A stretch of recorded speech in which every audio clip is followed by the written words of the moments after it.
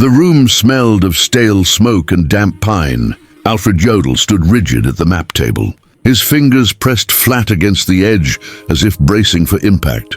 Across from him, Adolf Hitler stared at the Western Front, a red smear of Allied arrows now piercing the coast of France. The invasion had begun the day before, but this morning, June 7th, brought a colder realization. It had not ended. For months, the German High Command had convinced itself that Normandy was a feint. The real blow, they believed, would fall at Calais. That belief had shaped everything, where the panzer divisions waited, where fuel was rationed, where lives would be spent. Now the reports told a different story. Allied troops were not withdrawing. They were digging in. Artificial harbors were being assembled under fire. More ships were appearing on the horizon, not fewer. Field Marshal Gerd von Rundstedt's voice crackled over the line from France. Blunt and exhausted, he did not speak of glory or counterattacks. He spoke of inevitability. The Atlantic Wall had not held. The Luftwaffe was barely visible in the skies. German infantry, many of them teenagers or older men, were being crushed under a weight of firepower the Reich could no longer match. Hitler listened, silent, his face tight with a fury that had nowhere left to go. He had delayed the release of the armored reserves again. Now every hour mattered, and every hour was being lost. Outside the bunker, the war felt distant. Inside, the truth was settling in with unbearable clarity. Normandy was not a raid, it was a foothold. And once the Allies had their footing, they would not let go. The question no one dared to ask aloud hung in the air. If this was only the beginning, how could Germany survive what came next? June 8, 1944, Berlin, Army High Command Headquarters. By the third day after the landings, denial had given way to argument. In Berlin, telephones rang, without pause as situation reports piled up, faster than anyone could absorb them. General Heinz Guderian, Inspector General of Panzer Troops, leaned over a marked-up operations map. His jaw clenched in open frustration. The symbols told a brutal story. German counterattacks were not failing heroically, they were failing mechanically. Fuel shortages crippled the panzer divisions before they ever reached the front. Allied fighter bombers prowled the roads by daylight, turning every movement into a gamble with death. Columns that had survived the march arrived piecemeal, exhausted, and too weak to throw the invaders back into the sea. This was not how Germany had planned to fight in the West. Messages from Normandy were increasingly grim. At Caen, British forces pressed relentlessly. Near Carentan, American paratroopers linked up with troops from Utah Beach, sealing gaps the Germans had hoped to exploit. The beachheads were no longer isolated.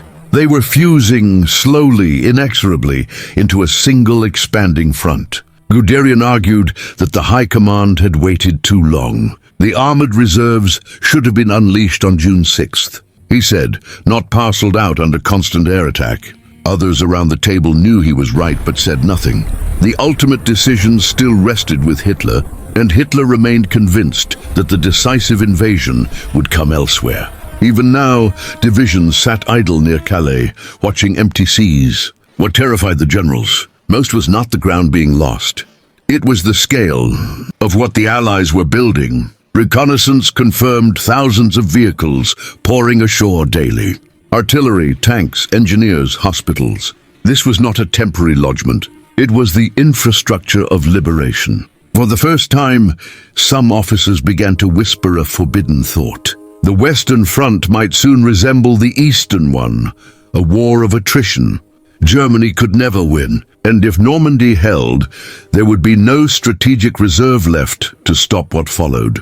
June 10, 1944, near La Roche-Guyon, headquarters of Army Group B, France. Field Marshal Erwin Rommel returned from the front just before dusk, his staff car streaked with dust and mud.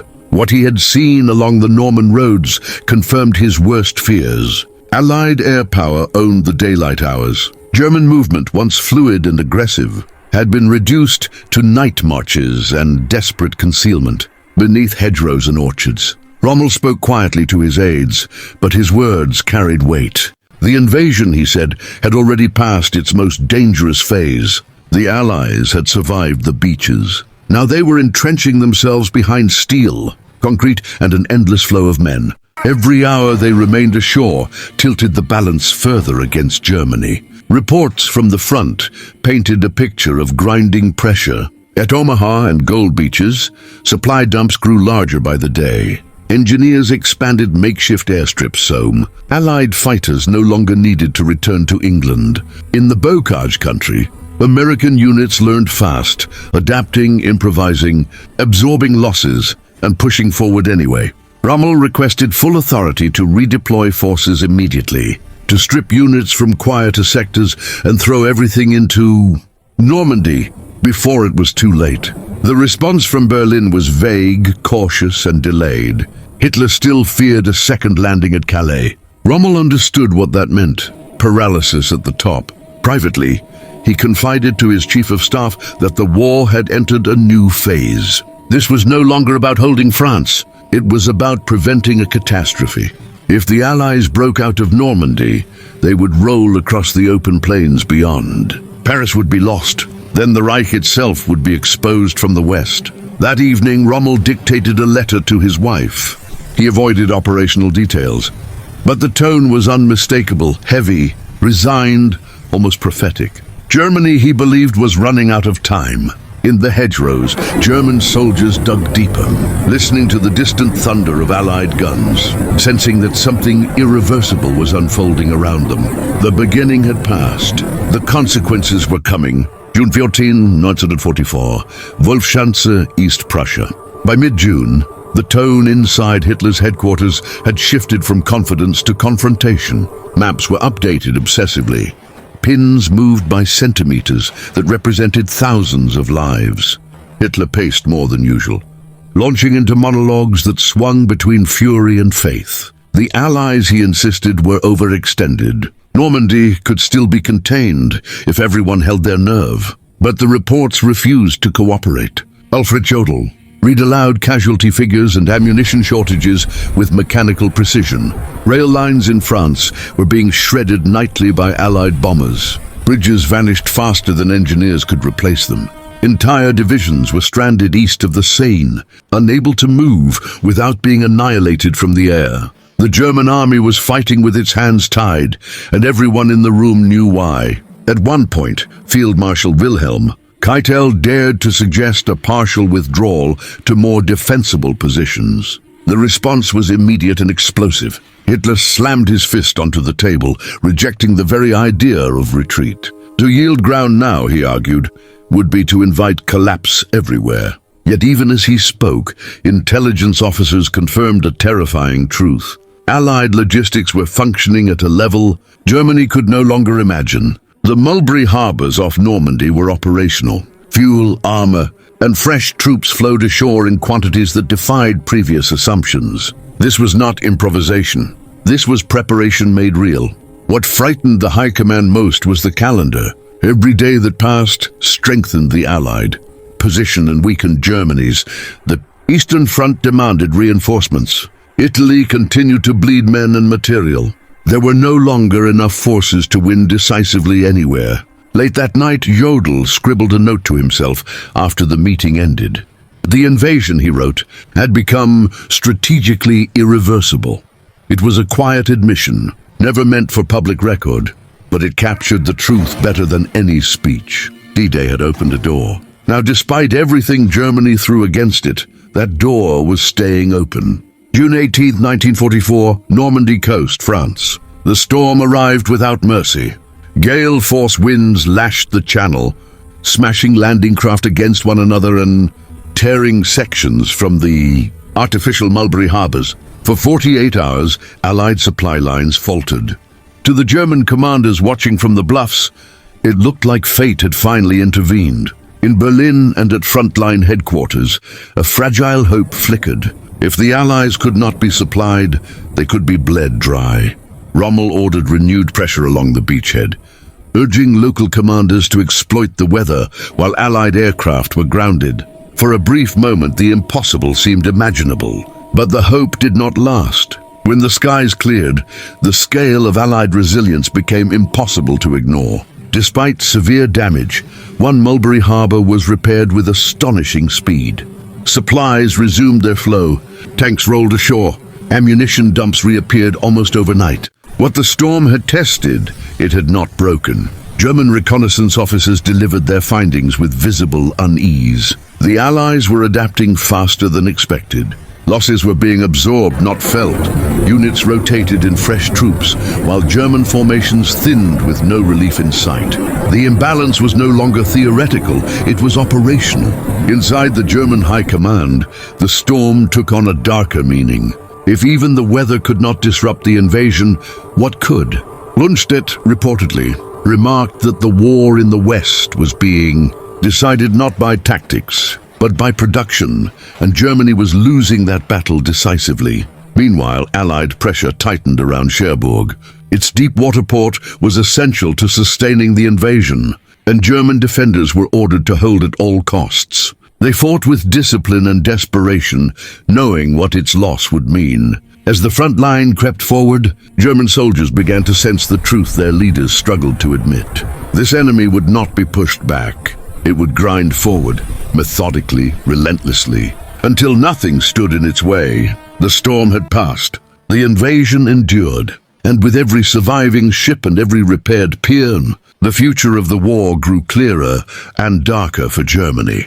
June 22, 1944, Berlin, Führer Headquarters Situation Room. The fall of Cherbourg was no longer a question of if, but when. Reports from Normandy arrived hourly, each one tightening the noose. German units on the Cotentin Peninsula were collapsing inward, driven back by overwhelming artillery and armor. Requests for reinforcements went unanswered, not because Berlin refused them, but because none could be spared. That same morning, news arrived from the east that shattered any remaining illusion of strategic balance. The Red Army had launched a massive offensive, Operation Bagration, smashing into German lines in Belarus. Entire army groups were at risk of annihilation. The timing was catastrophic. Germany was now fighting for survival on two fronts simultaneously, with no reserves to seal either wound. Inside the bunker, the realization spread quietly but unmistakably. Today had not merely opened a Western front, it had synchronized disaster. The Allies had forced Germany into the very scenario it had feared since 1941, a true two-front war, fought under conditions of material inferiority. Hitler raged against his generals, accusing them of defeatism, yet even he could not ignore the numbers. Losses in Normandy mounted. Panzer divisions were shadows of their former strength. Fuel allocations were slashed again. The Luftwaffe was barely able to contest Allied air supremacy over Germany itself, let alone France. Jodl and Keitel spoke in hushed tones after meetings, careful with their words. The invasion, they acknowledged privately, had accelerated the endgame. Even if Normandy was somehow contained, the East was collapsing faster than anticipated. By evening, confirmation arrived. Cherbourg had fallen. The port was wrecked, but it would be repaired. The Allies always repaired what they needed. That was the difference now. Germany destroyed, delayed, and endured. The Allies rebuilt and advanced. For the first time since the war began, senior officers no longer debated how to win. They debated how long Germany could hold out, and what would be left when it finally could not. July 1st, 1944, Normandy, Bocage, Western Front. By early July, the front had settled into something far more dangerous than chaos. Momentum. The hedgerows of Normandy became killing grounds, but they no longer favored the defenders as much as German commanders had hoped. American units adapted with brutal efficiency, modifying tanks, coordinating artillery, and learning how to break through field by field. From their command posts, German officers watched the pattern repeat. An Allied probe, then overwhelming fire, then armor pushing through the smoke. Each engagement cost the Allies men, but Germany could no longer afford the exchange. Rommel, injured weeks earlier by an Allied air attack, lay sidelined as the situation deteriorated. In his absence, command decisions slowed. Requests for flexibility were swallowed by bureaucracy and fear of contradicting. Hitler's standing orders: hold ground, no withdrawals, no matter the cost. In Berlin, situation maps grew more crowded, the front line inching westward in red. Jodl described the fighting as defensive, exhaustion, units were destroyed not in dramatic encirclements, but in pieces, attrition wearing down the Wehrmacht's last experienced soldiers. The psychological toll deepened. Intercepted conversations revealed German troops speaking openly about defeat, about the impossibility of stopping an enemy with unlimited aircraft and artillery. Morale, once anchored in belief, now relied only on discipline. What alarmed the High Command most was what lay beyond Normandy. Once the Allies broke free of the bocage, there would be no natural defenses until the German border itself. France was not meant to be defended this way, slowly, bloodily, and without hope of relief. In late June, Rundstedt reportedly told Hitler, "Make peace, you fools." He was dismissed days later. By July's first days, even the most loyal officers understood the truth. Normandy was no longer a question of survival. It was a countdown. The only uncertainty was when the breakthrough would come, and how devastating it would be when it did. July 18th, 1944, near Caen, Normandy. At dawn, the earth itself seemed to split open. More than 1,000 Allied bombers roared overhead, dropping a tidal wave of explosives onto German positions east of Caen. Operation Goodwood had begun. For the men on the ground, it felt less like a battle than an apocalypse. From command bunkers, German officers listened in disbelief as entire defensive belts vanished under the bombardment. Communications collapsed. Units ceased to exist in anything resembling cohesion. When British armor rolled forward, it encountered resistance, but not the kind that could stop it. The German High Command understood the significance immediately. This was not just another attack. It was proof that the Allies could unleash overwhelming force at a time and place of their choosing. Normandy was becoming a laboratory for industrialized warfare, and Germany was the test subject. In Berlin, reports from Caen collided with a far more dangerous undercurrent. Trust in Hitler's leadership was eroding rapidly inside the officer corps itself. Many now believed the Führer's refusal to allow withdrawals or operational flexibility was accelerating defeat, not preventing it. 3 days earlier, conspirators within the Wehrmacht had made their move. On July 20th, an attempt would be made on Hitler's life. As Goodwood raged, the High Command felt history tightening its grip. The invasion had not only broken the Western Front, it had broken the illusion of control. Events were now moving faster than decisions, faster than orders, faster than loyalty. German tank losses mounted. Fuel stocks evaporated. Replacement crews arrived without training, without confidence, without time. Each Allied advance pressed the front closer to rupture. Normandy had become a trap. One Germany had walked into believing it could still dictate terms. Now, with bomb craters where defenses once stood, the realization was unavoidable. The war was no longer being directed from Berlin. It was being dictated by Allied momentum, and something inside Germany itself was about to explode. July 20th, 1944, Wolfsschanze, East Prussia. At 12:42 p.m., the blast tore through the briefing hut. Smoke, splintered wood, and twisted metal filled the air as officers scrambled in shock. Adolf Hitler survived, bloodied, shaken, but alive. Within hours, the truth emerged. The enemy was no longer only at Germany's borders. It was inside the Reich itself. As news of the failed assassination spread, the German High Command was consumed by paranoia and rage. Loyalty was questioned. Telephones were monitored. Arrests began immediately. Officers who had warned of disaster in Normandy now vanished into cells, or worse. The attempt on Hitler's life hardened his grip on command. At the very moment flexibility was most needed. For the war effort, the consequences were disastrous. In Normandy, Allied pressure intensified. Operation Cobra loomed in the west, while German command structures fractured under fear. Decisions were delayed not by uncertainty, but by terror of making the wrong one. No one wanted to be the next accused traitor. Field commanders pleaded for permission to pull back to more defensible lines. None came. Units were ordered to stand and die where they were. Entire divisions dissolved under relentless bombardment, their remnants melting into the countryside. Inside the High Command, any remaining illusion of strategic recovery died on July 20th. The conspiracy had confirmed what many already knew. Faith in victory had collapsed at the top. What remained was obedience, enforced, brittle, and increasingly detached from reality. Hitler now personally intervened in even minor operational details, issuing orders that ignored conditions on the ground. The war became centralized to the point of dysfunction. Germany could still fight, but it could no longer think. As Allied forces prepared their breakout, German defenses were stretched thin, misaligned, and led by officers afraid to adapt. Normandy, once a challenge, was becoming a catastrophe. The invasion had survived storms, counterattacks, and conspiracies. What came next would break the front entirely. July 25, 1944, near Saint-Lô, Normandy. The sky darkened again, but this time it was deliberate. Thousands of Allied bombers thundered overhead, unloading their payloads directly onto German lines west of Saint-Lô. Operation Cobra had begun. For the German defenders below, already battered and exhausted, it was annihilation by design. When the bombing stopped, there was no coherent front left to hold.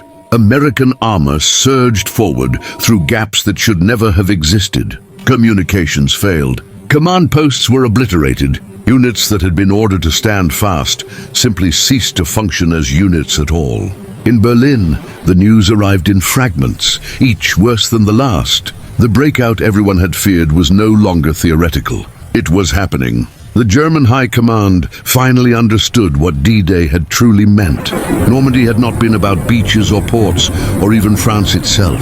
It had been about opening a wound Germany could never close. Hitler ordered counterattacks that existed only on paper. Panzer divisions without fuel, infantry without transport, orders without the means to obey them. Reality on the ground no longer responded to command. As Allied forces raced toward Avranches and the open country beyond, the last defensive logic collapsed. The Western Front was no longer a line, it was a flood. Soon, entire German armies would be trapped in the Falaise pocket, destroyed not by surprise but by inevitability. In quiet moments, some officers admitted what could never be said aloud. The war had been lost not in Berlin or Moscow, but in the days after June 6th, when the High Command failed to grasp that D-Day was only the beginning. What followed was no longer a battle for victory, but a march toward defeat, measured in ruined cities, shattered armies, and the irreversible unmaking of the Third Reich.